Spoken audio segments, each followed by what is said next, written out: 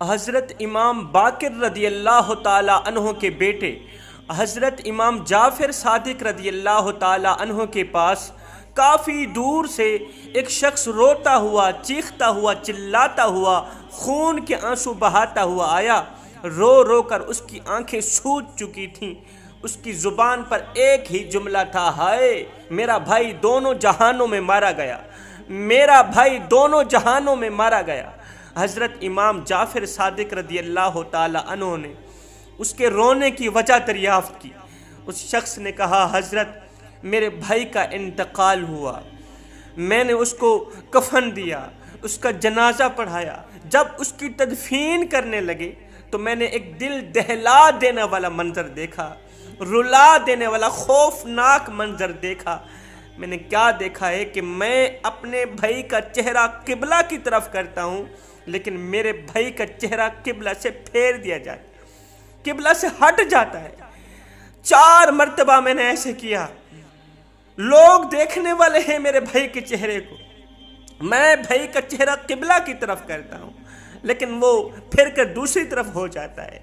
حضرت اس دل دہلا دینے والے منظر نے میرا کلیجہ پھاڑ دیا، مجھے چکنا چور کر دیا۔ بتایا جائے کہ میرے بھائی کے ساتھ ایسا کیوں ہوا۔ حضرت امام جعفر صادق رضی اللہ تعالی عنہ نے جو جواب دیا وہ دل کے کانوں سے سننے والا جواب ہے۔ حضرت نے فرمایا کہ میں نے اپنے بزرگوں سے سنا، انہوں نے اپنے بزرگوں سے سنا، انہوں نے دونوں جہانوں کی عظیم شخصیتوں سے سنا۔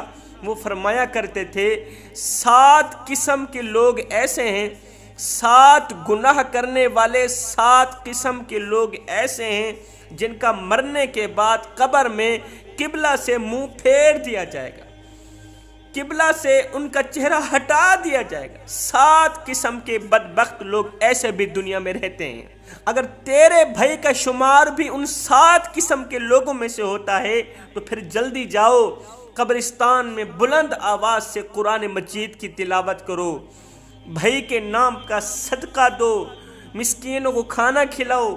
مسکینوں کو کھانا کھلانا، مرے ہوئے بھائی کے نام کا صدقہ دینا، قبرستان میں بلند آواز سے قرآن مجید کی تلاوت کرنا، یہی عمل تیرے بھائی کی بخشش کا ذریعہ بن سکتے ہیں، یہی عمل تیرے بھائی کی قبر کو روشن کر سکتے ہیں۔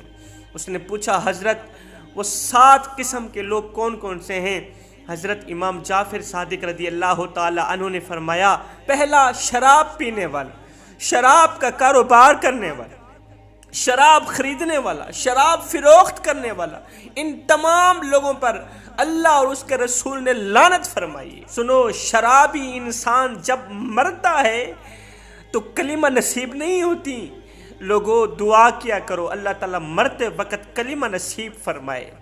آج کا انسان جب دعا کرتا ہے، دعا میں پتہ کیا مانگتا ہے؟ یا اللہ مجھے پیسہ دے دے، یا اللہ مجھے دولت دے دے، یا اللہ مجھے شہرت دے دے، مجھے یہ دے دے، مجھے وہ دے دے، مجھے سب کچھ دے دے۔ افسوس، یہ شخص اللہ سے اگر نہیں مانگتا تو وہ خاتمہ ایمان پہ نہیں مانگتا۔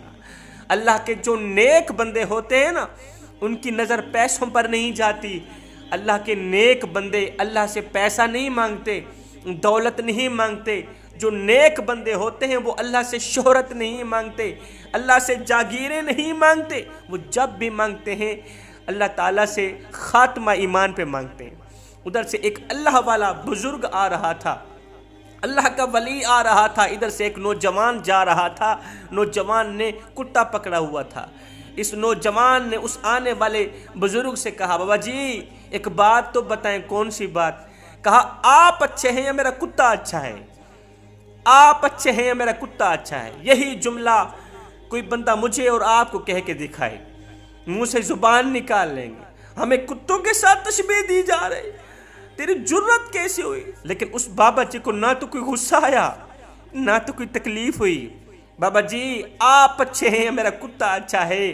بابا جی نے رو کر کہا، بیٹے کیا بتاؤں، اگر خاتمہ ایمان پہ ہو گیا تو میں اچھا، اگر خاتمہ ایمان پہ نہ ہوا تو پھر تیرا کتا اچھائی کی بازی لے گیا۔ دعا کیا کرو اللہ تعالیٰ خاتمہ ایمان پہ کرے۔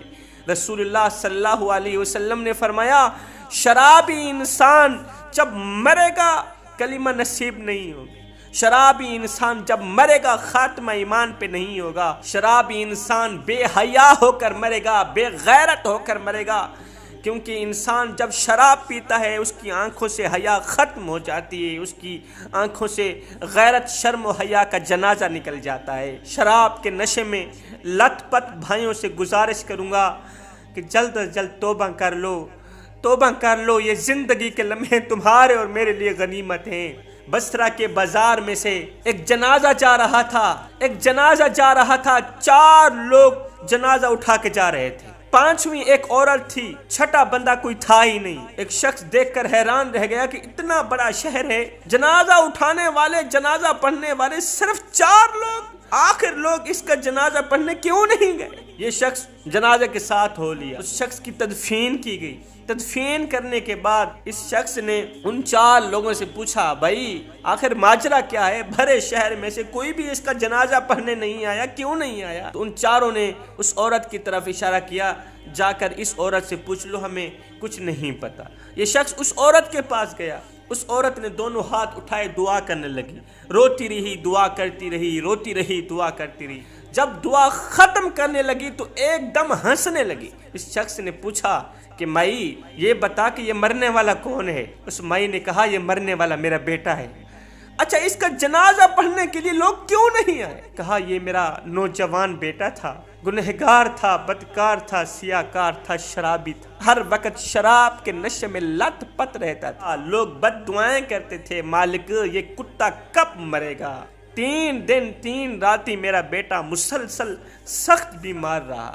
میرے بیٹے نے اپنا سر میری جھولی پہ رکھا، کہا ماں میں بچوں گا یا نہیں بچوں گا؟ اگر میں مر گیا تو تجھے وصیت کر کے جا رہا ہوں، میری اس وصیت پر عمل کرنا۔ کہا ماں جب میں مر جاؤں تو جنازے کے لیے اعلان نہ کروانا، اعلان بالکل نہیں کرانا، لوگ سنیں گے تو لوگ جشن منائیں گے، لوگ خوشیاں منائیں گے، اس عذاب سے مجھے بچا لینا۔ اماں جب میں مر جاؤں مجھے قبر میں دفنانے کے بعد تھوڑی دیر کے لیے میری قبر پہ رکی رہنا، ہو سکتا ہے اللہ تعالیٰ تیرے قدموں کی خاک کے صدقے، ماں کے قدموں کی خاک کے صدقے اللہ مجھے بخش دے۔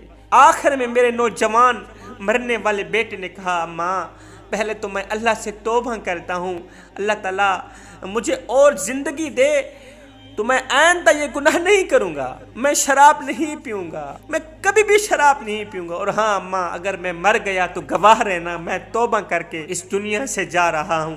مجھے ایک بات تو بتا، اگر ایک پل کے لیے، ایک لمحے کے لیے اللہ تعالیٰ تجھے مہلت دے دے کہ اے گنہگار نوجوان کی ماں، اگر تو چاہے تو بیٹے کو جنت میں بھیج دے، اگر تو چاہے بیٹے کو جہنم میں بھیج دے، تو پھر کون سا فیصلہ کرو گی؟ جنت والا فیصلہ کرو گی یا جہنم والا فیصلہ کرو گی؟ نہیں بیٹے جہنم کا نام مت لے، بس مجھے اللہ تعالیٰ ایک بار اختیار تو دے دے، میں تو تجھے فوراً ہی جنت میں بھیج دوں گی۔ ماں تو ایک ماں جتنا پیار کرتی ہے، اور جو رب مجھ سے 70 ماؤں سے بھی زیادہ محبت کرتا ہے وہ جہنم میں کیسے ڈالنا گوارا کرے؟ ہرگز نہیں ڈالے۔ بس یہ کہتے ہوئے میرے بیٹے کی روح نکل گئی۔ اس شخص نے پوچھا کہ مائی دعا کرنے کے بعد تو ہنسنے کیوں لگی؟ کہا پہلے تو میں روتی رہی، اللہ سے گڑ گڑا کے دعائیں مانگتی رہی، مالک میرے بیٹے کو بخش دے، میرے بیٹے کو بخش دے۔ آخر میں مجھے میرے بیٹے نے آواز دی، قبر سے میرے کانوں تک آواز آئی، ماں مبارک ہو، اللہ نے تیری دعاؤں کا صدقہ میری توبہ قبول فرما لی تھی اور اللہ نے مجھے بخش دیا ہے۔ میری وہ جو میں نے مرنے سے پہلے اپنے ہوش و حواس میں توبہ کی تھی نا، اللہ نے توبہ قبول فرما لی، اللہ نے مجھے بخش دیا ہے، میری قبر جنت کے باغوں میں سے باغ بن گئی ہے۔ فرماتے ہیں دوسرا انسان ذخیرہ اندوزی کرنے والا، رسول اللہ صلی اللہ علیہ وسلم نے فرمایا جو انسان 40 دن کی ذخیرہ اندوزی کرتا ہے، 40 دن ذخیرہ اندوزی کرتا ہے نا، تو اللہ تعالیٰ اسے 40,000 سال جہنم کی آگ میں چلائے گا۔ فرمایا نمبر 3 سود کا کاروبار کرنے والا، سود کا کاروبار کرنے والا، سود کا لین دین کرنے والا، سود کا پیسہ لینے والا، سود کے ساتھ اٹیچ رہنے والا۔ اللہ کے رسول نے فرمایا سود کے گناہ کے 70 درجے ہیں، اور سب سے کم درجے والا جو گناہ ہے نا وہ ہے اپنی ماں کے ساتھ زنا کرنا۔ کوئی بھی شخص اپنی ماں کے ساتھ زنا کرنا پسند کرے گا؟ جانور بھی یہ گھٹیا حرکت نہیں کر سکتے، جانور بھی اس کام سے سخت نفرت کرتا ہے، انسان کیسے کر سکتا ہے؟ سنو، سود کے گناہ کے 70 درجے ہیں۔ اللہ کے رسول نے فرمایا سب سے کم درجے والا جو گناہ ہے وہ معمولی سا یہی ہے کہ اپنی ماں کے ساتھ زنا کرنا۔ سود سے بچنا، نہیں تو مرنے کے بعد قبر سے تمہارا قبلہ سے چہرہ پھیر دیا جائے گا۔ تیسرا، انسان جھوٹی گواہی دینے والا، سر پیٹنے والا، خود پر ظلم کرنے والا، شراب پینے والا، سود کا کاروبار کرنے والا، نوحہ کرنے والا، با جماعت نماز نہ پڑھنے والا، یہ 7 ایسے بدبخت ترین لوگ ہیں۔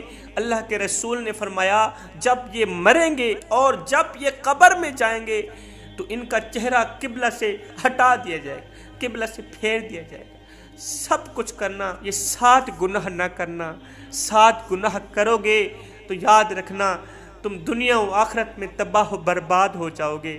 مالک ہمیں اس بربادی سے بچا لے، ہمیں ان 7 گناہوں سے بچا لے۔